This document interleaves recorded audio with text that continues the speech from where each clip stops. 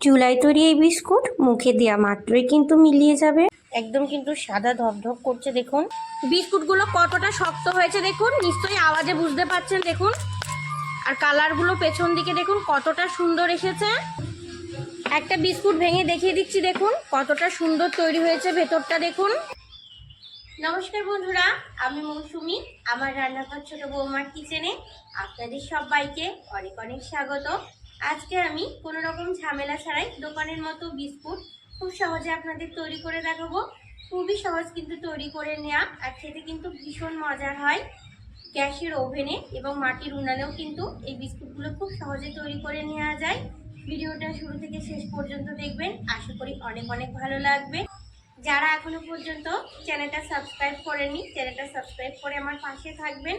তাহলে চলুন বন্ধুরা, এবার বিস্কুটটা তৈরি করা শুরু করি। বিস্কুটটা তৈরি করার জন্য আমি এখানে 1 বাটি পরিমাণে ময়দা নিয়ে নিয়েছি। আপনারা চাইলে আটা দিয়েও কিন্তু করতে পারেন। এবার একটা বড় গামলার মধ্যে আমি ময়দাটা নিয়ে নিচ্ছি।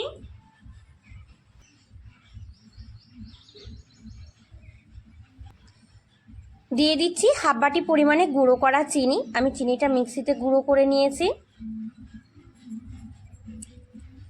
স্বাদ মতো সামান্য একটু লবণ নিয়েছি, দিয়ে দিচ্ছি। এবার দিয়ে দেবো এর ভেতরে আমি হাফ টিস্পুন বেকিং পাউডার। অবশ্যই কিন্তু বেকিং পাউডার দেবেন, বেকিং সোডা নয়। হাফ টিস্পুন বেকিং পাউডার নিয়েছি। বেকিং পাউডারটা এবার আমি দিয়ে দিচ্ছি। নাড়াচাড়া করে এবার শুকনো উপকরণগুলোকে প্রথমে একটু মিশিয়ে নেব। নাড়াচাড়া করে আমি শুকনো উপকরণগুলোকে খুব সুন্দর করে মিশিয়ে নিয়েছি। এখানে আমি নিয়ে নিয়েছি 1/3 কাপ পরিমাণে সাদা তেল। সাদা তেলটা এবার আমি অল্প অল্প করে দিয়ে মিশ্রণটা মেখে নেব।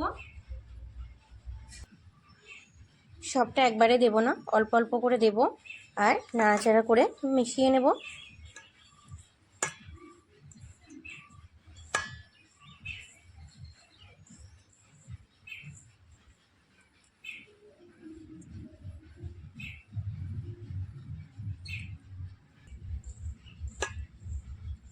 এখানে কিন্তু কোনো জলের ব্যবহার করা যাবে না।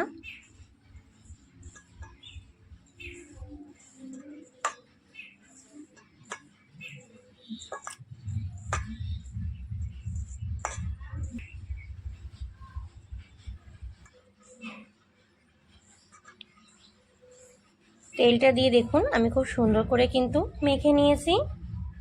বিস্কুটগুলো তৈরি করার জন্য গ্যাসের উপরে আমি একটা কড়াই বসিয়ে দিচ্ছি। কড়াইয়ের ভিতরে এবার দিয়ে দিচ্ছি বেশ কিছুটা পরিমাণে বালি। আমার কাছে বালি আছে তাই আমি বালি ব্যবহার করছি। আপনারা চাইলে কিন্তু লবণও ব্যবহার করতে পারেন। বালিটা দিয়ে দিচ্ছি। বালিটা এবার হাত দিয়ে একটু চারিদিকে ছড়িয়ে দিচ্ছি। ভেতরে একটা স্ট্যান্ড বসিয়ে দিচ্ছি। এবার ঢাকনা দিয়ে আমি কড়াইটাকে গরম করে নেব।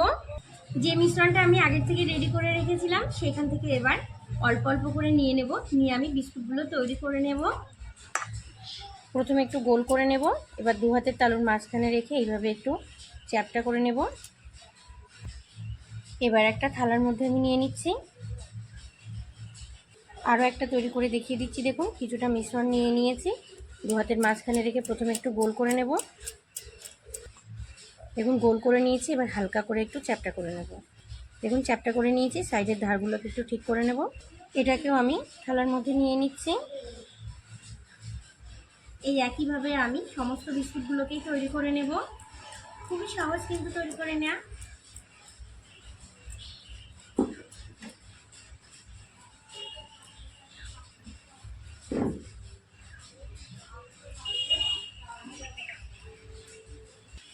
বিস্কুটগুলো কতটা সুন্দর তৈরি হয়েছে দেখুন। একটা ছোট চামচ নিয়েছি। এইভাবে আমি মাঝে একটু করে গর্ত করে নেব চামচের সাহায্যে।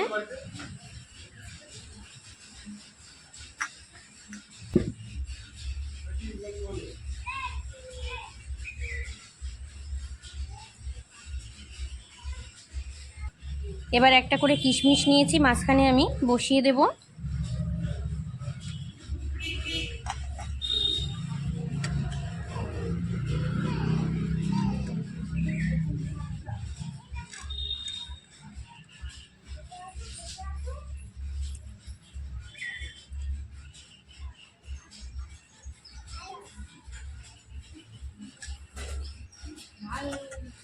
আগের থেকে যে কড়াইটা আমি প্রিহিট করে রেখেছি, এবার তার ভেতরে বিস্কুটের থালাটা আমি বসিয়ে দেবো।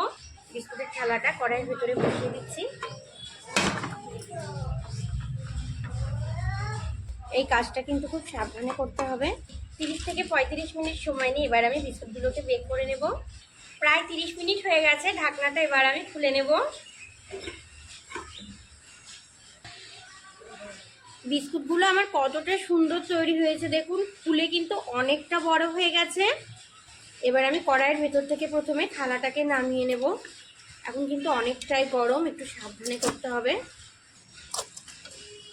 এবার থালাটাকে নামিয়ে একটু ঠান্ডা করে নেব। থালাটা এখন আমি পুরোপুরি ঠান্ডা করে নিয়েছি। এবার বিস্কুটগুলোকে এখান থেকে তুলে নেব। বিস্কুটগুলো আমার কতটা সুন্দর তৈরি হয়েছে দেখুন, একদমই কিন্তু থালার সঙ্গে আটকে যায়নি। আমি কিন্তু কোনো ময়দা বা তেল থালার ওপরে ব্যবহার করিনি, তবুও দেখুন বিস্কুটগুলো কিন্তু খুব সুন্দর করে উঠে গেছে। অন্য একটা প্লেটের মধ্যে আমি বিস্কুটগুলো নিয়ে নিচ্ছি।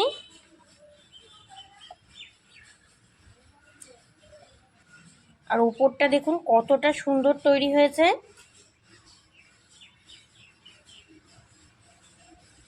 একদম কিন্তু সাদা ধপধপ করছে দেখুন।